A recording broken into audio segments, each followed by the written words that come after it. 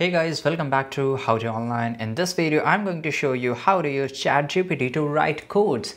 Yes guys, we can use it to write codes, and in this video we are going to find it out. So let's go to your browser here, and in the browser, if I just write here, for example, first of all let me show you how to use ChatGPT. Okay, so in the search browser, just type here ChatGPT, hit the enter, go to the OpenAI, the first link, and make sure that it is by the OpenAI. Now click on try ChatGPT and you will be redirected to here. Right, so for example, I will ask him explain quantum computing in simple terms, and just hit the enter button. And whether it can say yeah, of course it is going to give me the answer, and it is perfectly almost right. So here in this way you can ask him to code each and everything. Let me show you. For example, I will just stop generating this, and here I will just write here write a C# method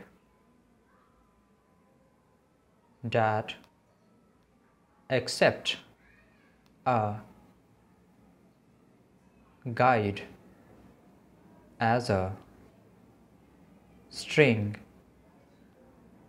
and return a base 64 version of the get, and just hit the enter, and let's see that whether it can give me or not.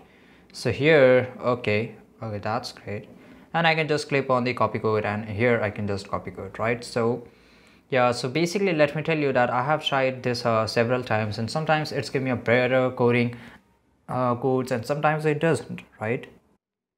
So guys, whenever you just ask ChatGPT to write code, make sure that it is 100% true, or otherwise just copy it, do some changes, and after that, so basically it can just lower your load, it can just reduce your working, and it can give you much more time to to check all the codes and all that. So this is pretty easy, and if you found this video really interesting, make sure to like this video, subscribe our channel, and see you guys in the next video.